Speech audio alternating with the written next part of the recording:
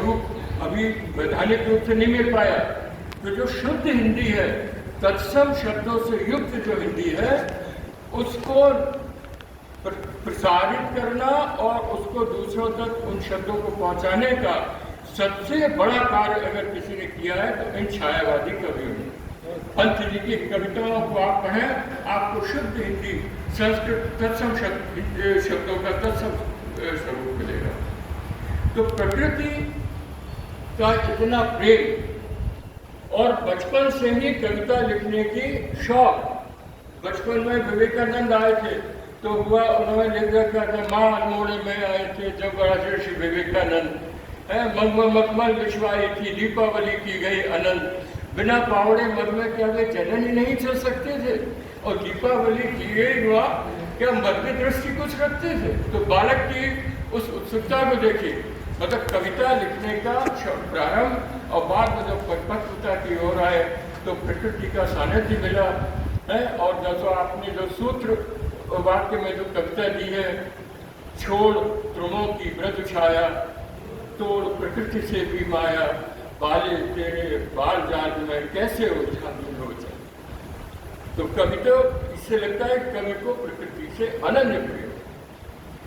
प्रकृति के जितने स्वरूप पंच जी की कविता में मिलते हैं वो आपको अन्य उसमें नहीं। प्रकृति का स्वतंत्र रूप, प्रकृति का उद्दीपन रूप, प्रकृति का मानवीकरण, प्रकृति का उपदेशक रूप, प्रकृति का दार्शनिक रूप, प्रकृति का विभत्स रूप आपको इन कवि की कविताओं में मिलेगा। अब आपने अभी इसके बाद कविता में सृजन योजना में बरसात रखा है।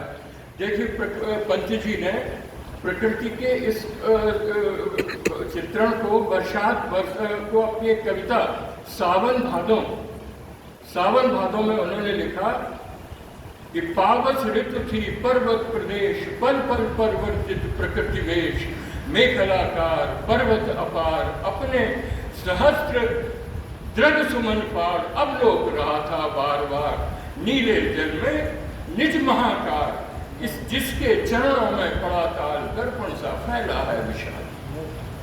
तो वह पावस सावन भादों है। प्रकृति को उन्होंने स्वतंत्र रूप में कई जगह लहले पालक मह खनिया, लौकी और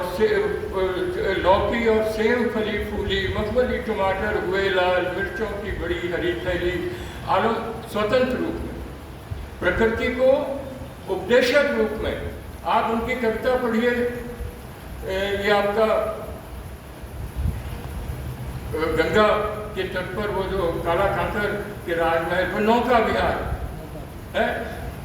गंगा ग्रीष्म में गंगा का चित्र लग रहा है, ऐसे एक मानवीकरण देखिए प्रकृति में नारी का स्वरूप, जैसे कोई बहुत ही कृष्णकाय युवती किशोरी लेटी हुई हो, शांत स्निग्ध ज्योत्सना उज्ज्वल अपलक अनंत नीरव भूतल, सैकत शैया पर बारी विमल, तनवंगी गंगा ग्रीष्म विरल लेती है शांत क्लांत निष्ठ। इसी में अंत में उन्होंने उपदेशक रूप दे दिया प्रकृति का। इस धारा सा ही जग का क्रम, शाश्वत इस जीवन का संगम, उद्गम, शाश्वत इस जीवन का उद्गम, शाश्वत है गति, शाश्वत संगम। तो इस तरह